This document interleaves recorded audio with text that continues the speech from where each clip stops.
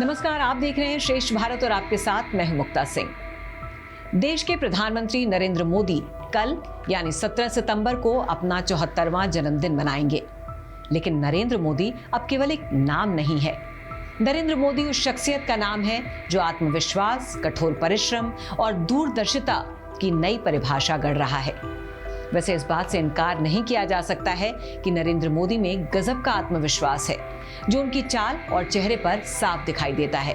जब भी कोई उन पर आरोप लगाता है या जुबानी हमला करता है तो वो जरा सा भी डिस्ट्रैक्ट नहीं होते। गुजरात के गांधीनगर से दिल्ली तक का उनका सफर आसान तो बिल्कुल नहीं रहा। अगर वो अग्रेसिव रहे होते तो आज जिस मकाम पर नरेंद्र मोदी पहुंचे हैं वहां पहुंच पाना सपना ही रह जाता। उन्होंने कड़ी मेहनत के साथ तकनीक का भी सही इस्तेमाल किया। हालांकि दंगों के दाग ने लोकसभा चुनाव में भी उनका पीछा नहीं छोड़ा। विरोधियों के लाख हमलों और आरोपों के बावजूद उन्होंने विजयश्री का वरण किया। आखिर ऐसा क्या खास है नरेंद्र मोदी में जो वो तीसरी बार प्रधानमंत्री की कुर्सी तक पहुंच गए? साल 2001 नरेंद्र मोदी के जीवन में सबसे बड़ा बदलाव लेकर आया। जब गुजरात में भूकंप के आने से 20,000 लोग मारे गए, तब राज्य में राजनीतिक सत्ता में भी बदलाव हुआ। उस वक्त के मुख्यमंत्री केशुभाई पटेल ने इस्तीफा दे दिया। उनकी जगह नरेंद्र मोदी को गुजरात की कमान सौंपी गई। बस फिर मोदी ने कभी पीछे मुड़कर नहीं देखा। नरेंद्र मोदी लगातार 3 बार भारत के प्रधानमंत्री बनने वाले पहले गैर कांग्रेसी नेता हैं। उनकी लीडरशिप में बीजेपी पहली बार 303 सीटें जीतने में कामयाब हुई। इसी दौरान एक वक्त में 21 राज्यों में बीजेपी या उसके गठबंधन की सरकार बनाने में भी कामयाब हुए। वैसे जब बीजेपी ने नरेंद्र मोदी को प्रधानमंत्री पद का उम्मीदवार बनाया था, तब किसी को सपने में भी उम्मीद नहीं थी कि वो बीजेपी को इतनी ऊंचाई पर ले जाएंगे। लेकिन उन्होंने पीएम की उम्मीदवारी को अपना लक्ष्य बनाया और महाभारत के अर्जुन की तरह लक्ष्य साध कर निकल पड़े। नरेंद्र मोदी तकनीक का इस्तेमाल भी बखूबी करते हैं। अगर आज फेसबुक और ट्विटर पर देखें तो सबसे ज्यादा उनके फॉलोअर्स मिल जाएंगे। इंटरनेट पर पॉपुलर नेताओं की लिस्ट में वो अव्वल हैं।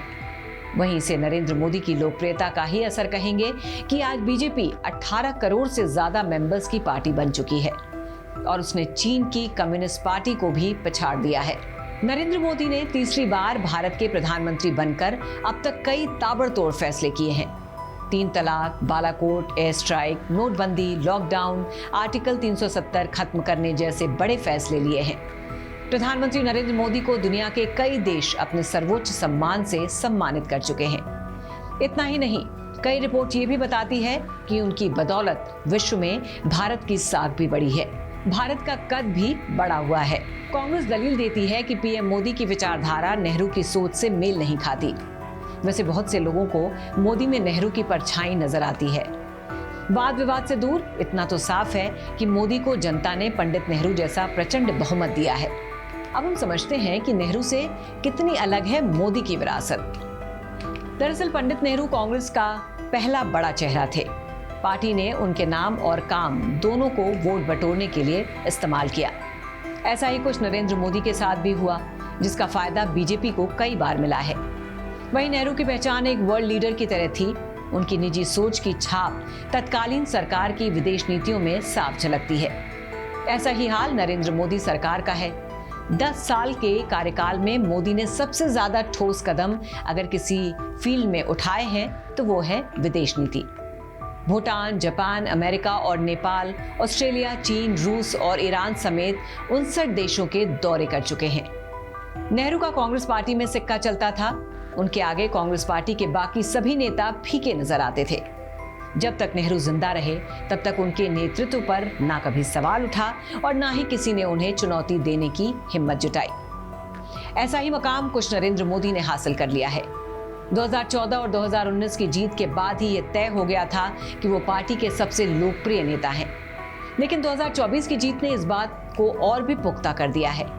अमित शाह को पार्टी अध्यक्ष बनाए जाना और पार्टी के हर बड़े फैसलों पर नरेंद्र मोदी की मुहर मोदी के ताकत की ओर इशारा करते हैं।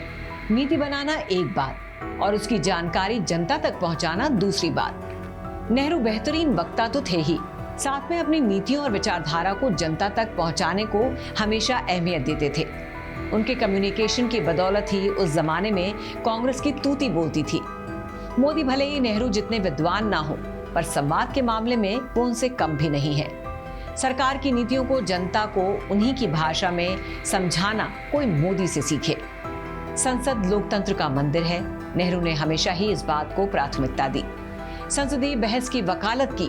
नेहरू हमेशा कहते थे कि जनता के हित का फैसला उनके प्रतिनिधि ही करेंगे और नीतियां सड़क पर नहीं संसद में बनती हैं। वहीं जब नरेंद्र मोदी पहले दिन सांसद बनकर संसद पहुंचे तो उन्होंने सीढ़ियों पर मत्था टेक कर बता दिया कि वो इसका कितना सम्मान करते हैं। मोदी ने संसद में अपने पहले संबोधन में कहा था कि हम बहुमत की नहीं, विश्वास की सरकार चलाना चाहते हैं। शायद यही खूबियां हैं जो उन्हें दूसरों से अलग बनाती हैं। आपका क्या कहना है इस पर? हमें कमेंट करके जरूर बताइए। खबर को शेयर और लाइक करना बिल्कुल भी ना भूलें। तो फिलहाल के लिए बस इतना ही। देश और दुनिया की बाकी खबरों के लिए देखते रहिए श्रेष्ठ भारत। श्रेष्ठ भारत पर खबरों से जुड़े रहने के लिए चैनल को सब्सक्राइब और लाइक करें, बेल आइकन दबाएं और देखते रहें श्रेष्ठ भारत।